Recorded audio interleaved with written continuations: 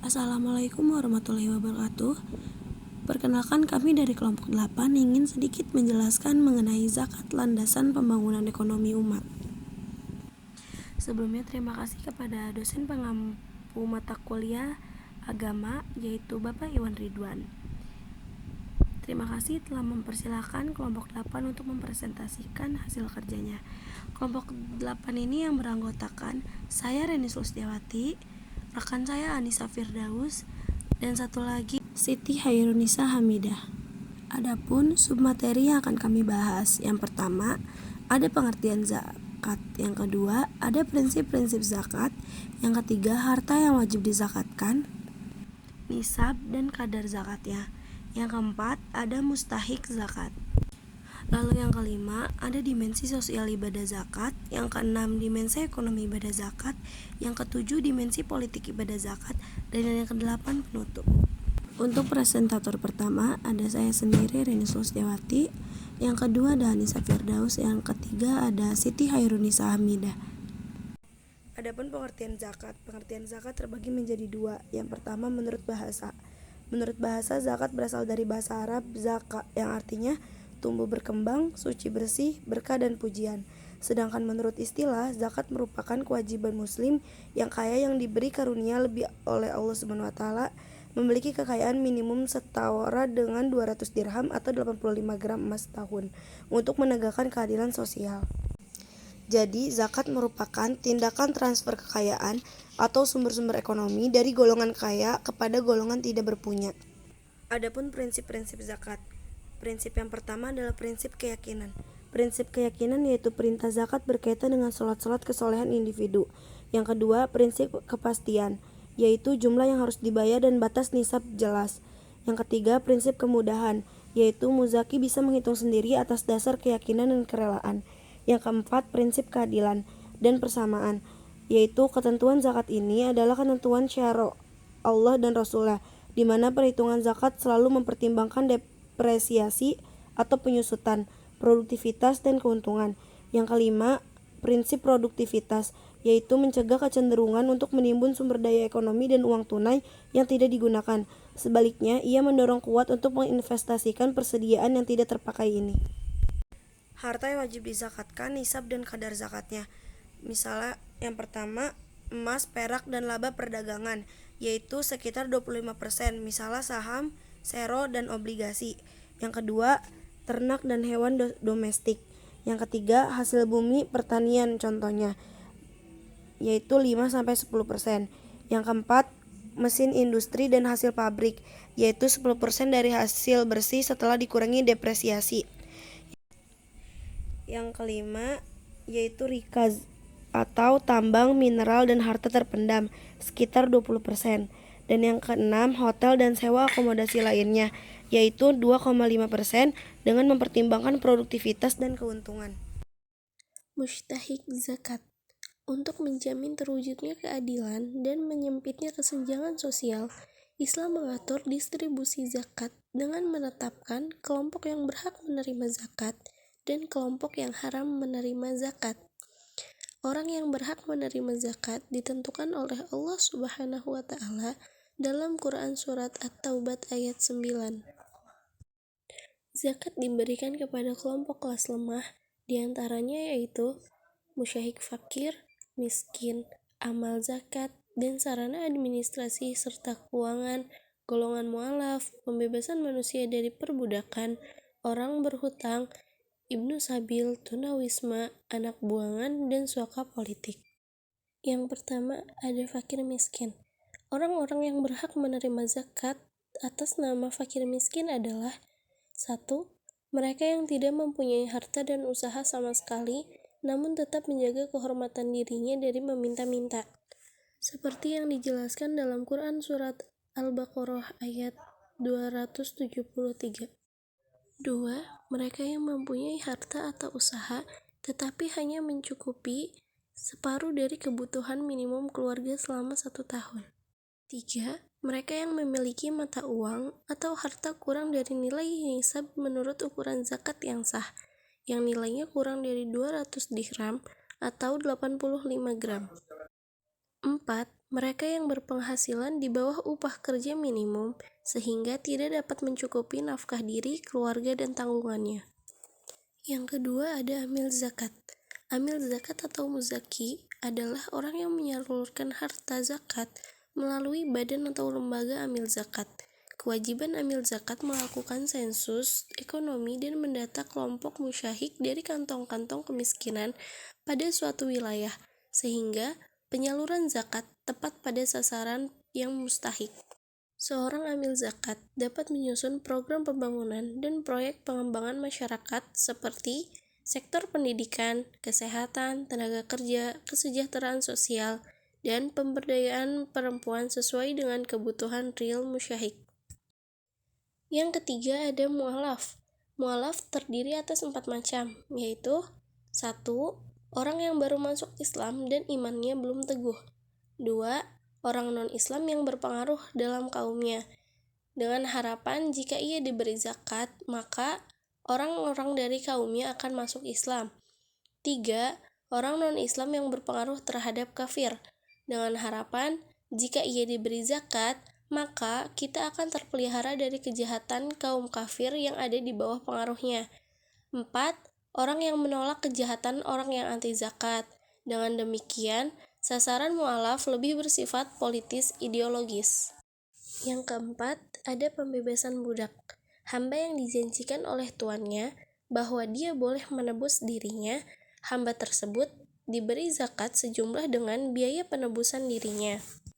Namun, di zaman modern seperti sekarang ini, sudah ada program perlindungan tenaga kerja dan buruh migran.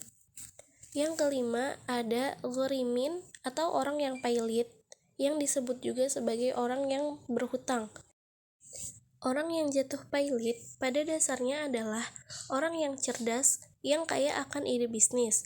Ada 3 macam orang yang pailit yang berhak atas zakat. 1. Orang yang berhutang karena mendamaikan antara 2 orang atau kelompok yang berselisih. 2. Orang yang berhutang untuk kepentingan dirinya sendiri, untuk keperluan yang mubah atau yang tidak mubah, tetapi dia sudah taubat. Yang ketiga, orang yang berhutang karena menjamin hutang orang lain, sedang dia dan yang dijaminnya itu tidak dapat membayar hutang tersebut. Yang keenam, ada sabilillah. Para ulama salaf memaknai sabilillah dengan bala tentara dan mata-mata, termasuk pembelian segala perlengkapan perang fi sabilillah. Sedangkan menurut ulama khulaf seperti Rashid Ridho, sabilillah meliputi segala program usaha untuk kemaslahatan umum dan usaha penguatan agama serta pemerintahan Islam, seperti pembangunan madrasah, rumah sakit, pengiriman mubalik ke pedalaman, dan lain-lain. Yang ketujuh, ada Ibnu Sabil, orang yang haram menerima zakat. 1.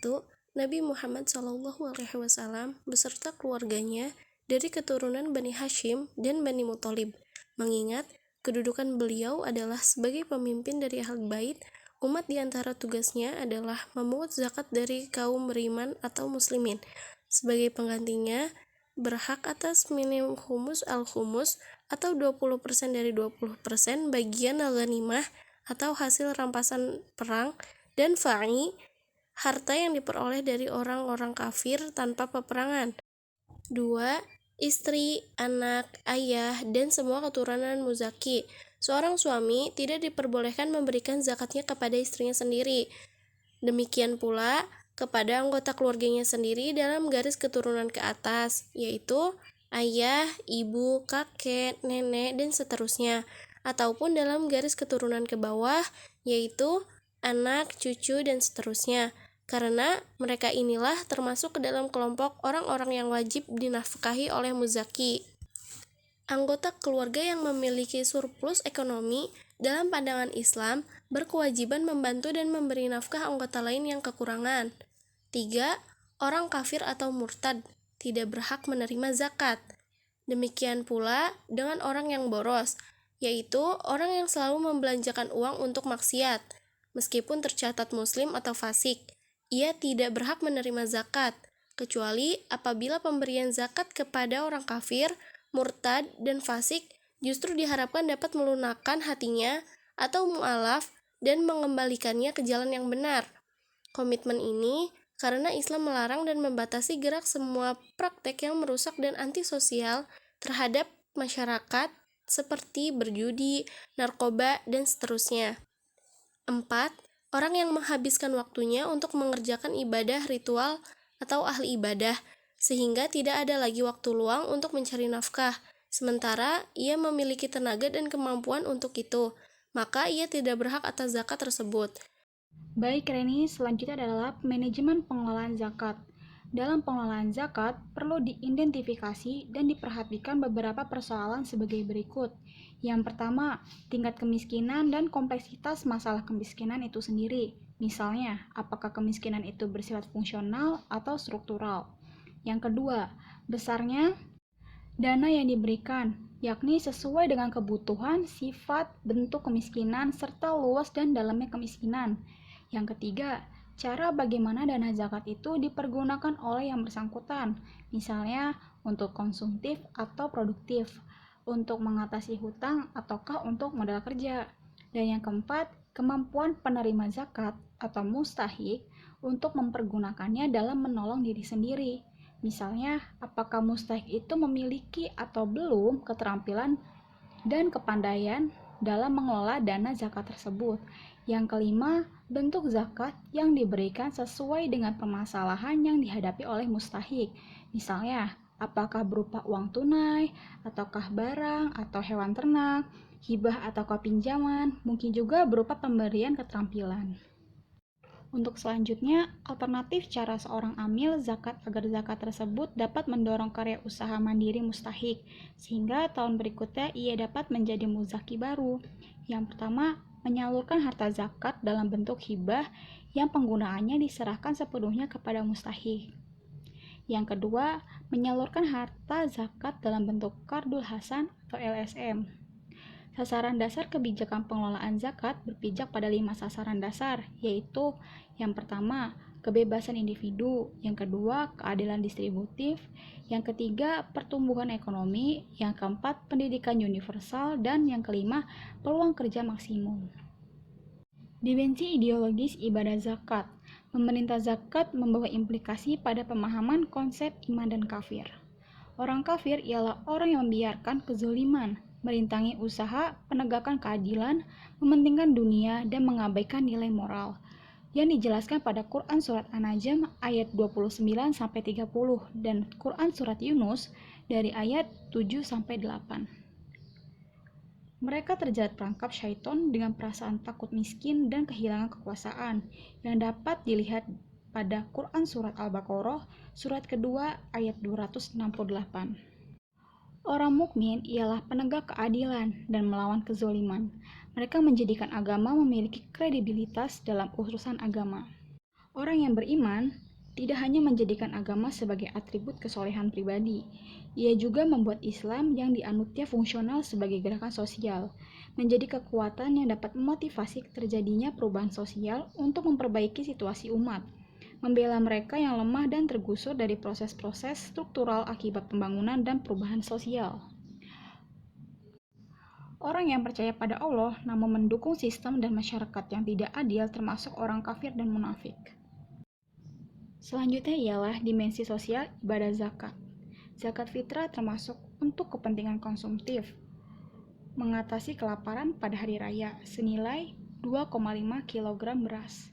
Implikasi dapat dilihat dengan meningkatnya daya beli masyarakat fakir miskin untuk memenuhi kebutuhan pokok, sehingga dapat menghasilkan keseimbangan untuk permintaan dan suplai barang, perbaikan konsumsi, mendorong perbaikan dalam distribusi, pengurangan perbedaan dalam pendapatan berbagai individu dan keluarga, dan fluktuasi antara periode waktu yang berbeda-beda dalam pendapatan individu dan keluarga tertentu, terutama pada keluarga masyarakat yang lebih miskin. Dimensi ekonomi ibadah zakat. Meningkatnya ekonomi masyarakat akan mendorong tindakan investasi dan produksi. Karena itulah program recovery ekonomi bagi Garimin atau konglomerat muslim yang jatuh pailit dan pembebasan budak atau RIKOP menjadi relevan.